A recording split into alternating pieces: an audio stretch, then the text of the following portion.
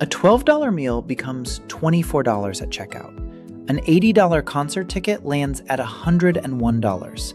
You saw one price, you paid another.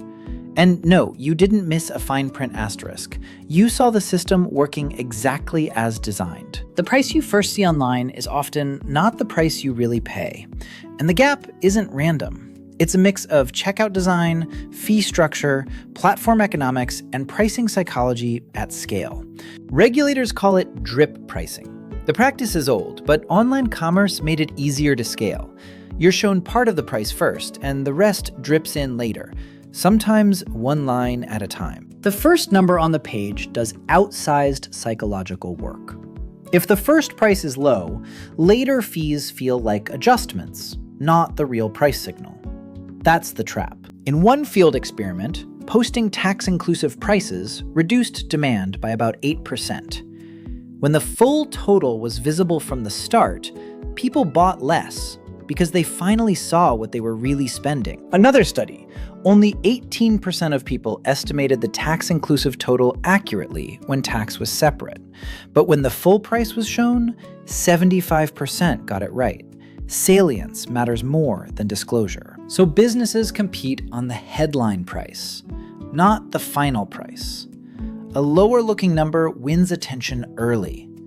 Later charges are processed less strongly, especially after you've already spent time searching and entering details. A UK study of 525 websites and apps found that 46% used at least one dripped fee, excluding delivery.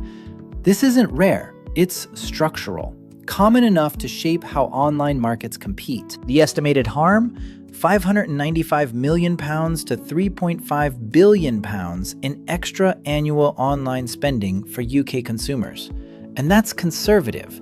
It doesn't include search costs or the time you lose comparing prices that aren't apples to apples. Why do platforms do this?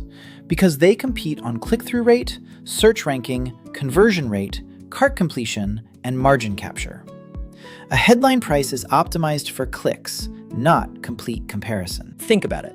If one seller shows the full $100 total first, and a rival shows $79 now plus $21 later, which one looks cheaper in the search results? The transparent one loses clicks, even when the final price is identical. That's the coordination problem.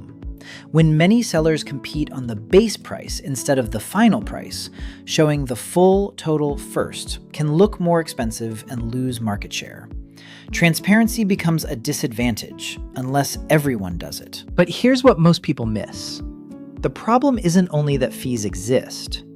It's when they appear, how they're framed, and which number you compare first. Timing beats disclosure. One study tested drip pricing in 6 experiments. People in the drip condition were more likely to choose a lower base price option, even when it ended up having the higher total price.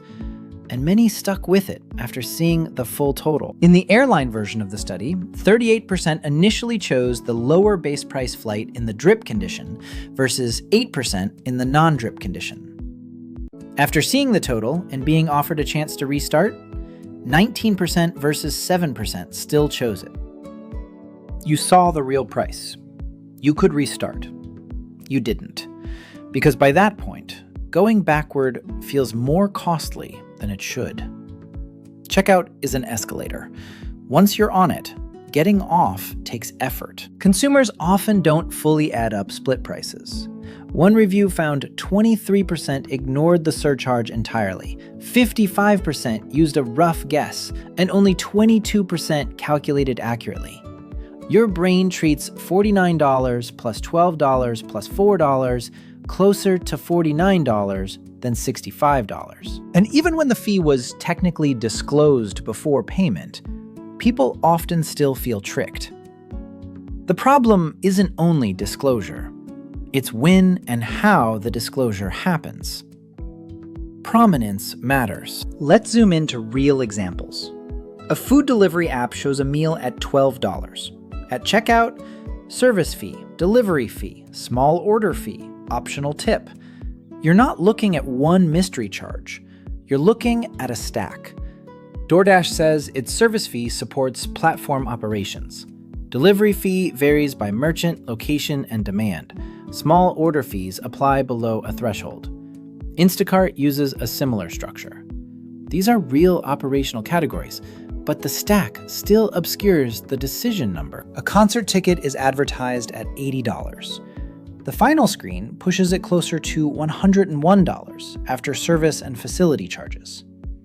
GAO found average fees of 27% in the primary market, which means an $80 ticket can plausibly land around $102. A short-term rental looks affordable on nightly price alone, but cleaning and service fees lift the real trip cost.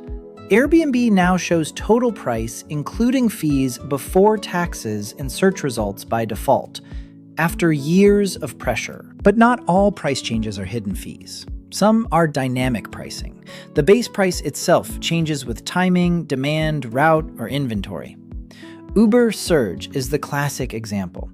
The price goes up before checkout, not during it. Uber says upfront prices depend on estimated trip time and distance, and can vary with demand patterns and traffic. Surge updates in real time by neighborhood. Then taxes and other charges still layer into the final fare structure. So you've got two separate moves. Dynamic pricing changes the main number. Hidden fees change the final number. Many platforms use both, and viewers often lump them together, which makes the whole system feel even more opaque. There's also personalized pricing, narrower and more controversial. EU guidance says traders must inform consumers when a price is personalized based on automated decision-making and profiling. Location, purchase history, browsing behavior, demographics. The FTC's surveillance pricing materials describe tools that may use all of that data to set prices or segment users.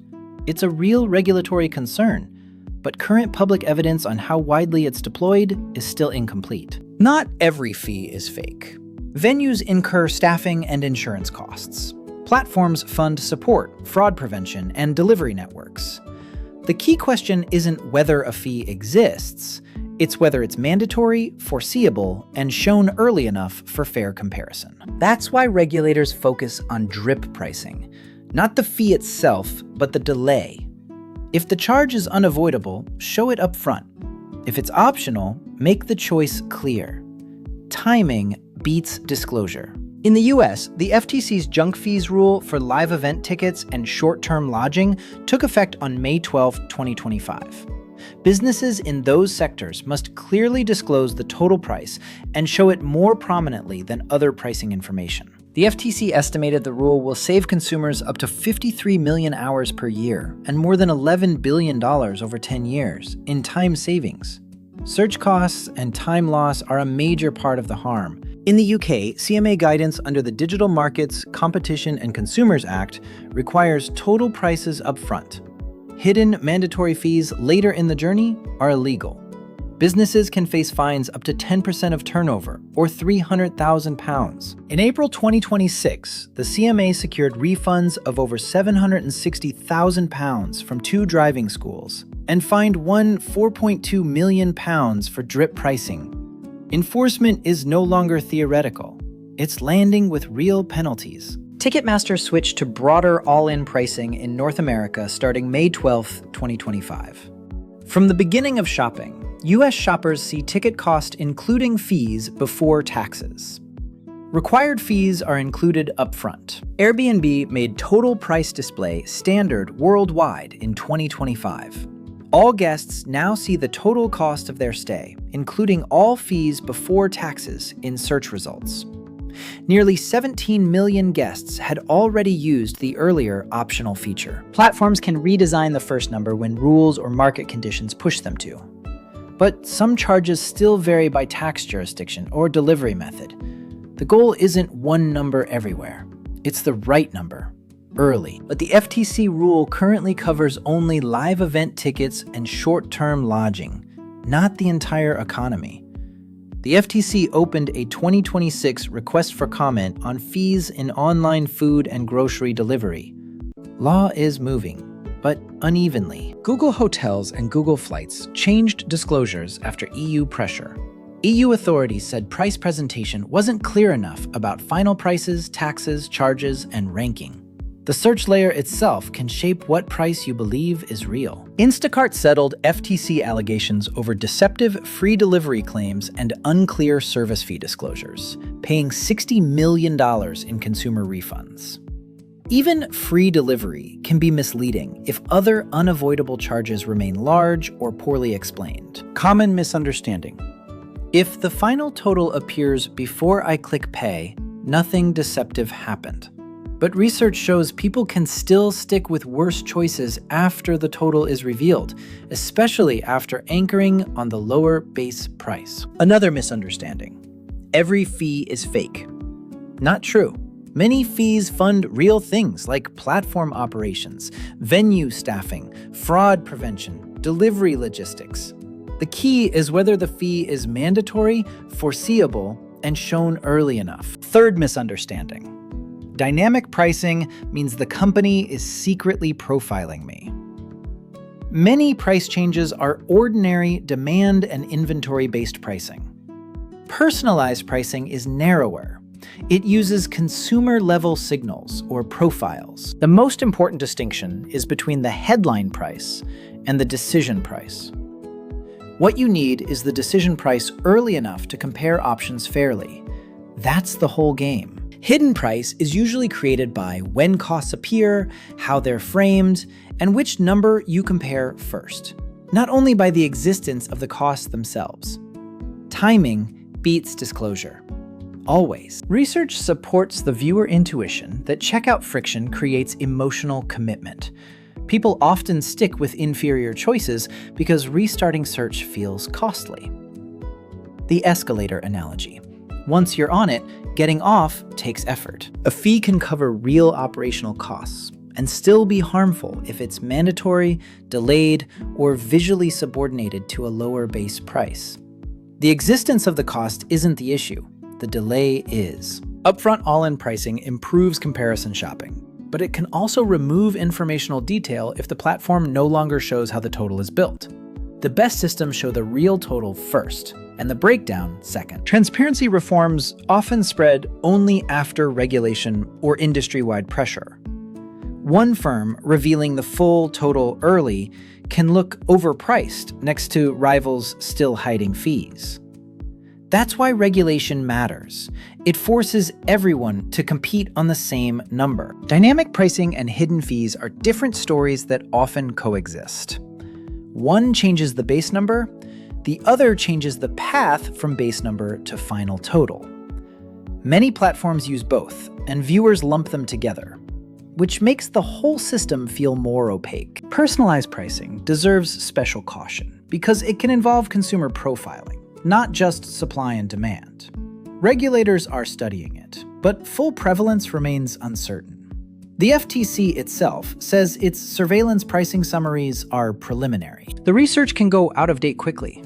Laws are changing, companies are changing interface design in response to regulation and bad press. AI-driven targeting is evolving faster than public evidence can track. This is a moving target. So what do? First, expect the headline price to be lower than the final price. Second, look for total price toggles in search filters when available. Third, do your own math before the last screen. Don't let checkout do it for you. The hidden price online is usually created by when costs appear, how they're framed, and which number you compare first. The first number is often optimized for clicks, not for complete comparison. Don't compare the trailer, compare the final bill. Every time. Compare the decision price, not the headline. That one shift changes everything. Thanks for spending these 8 minutes with me. Hope it saves you a few dozen searches and a few $100s.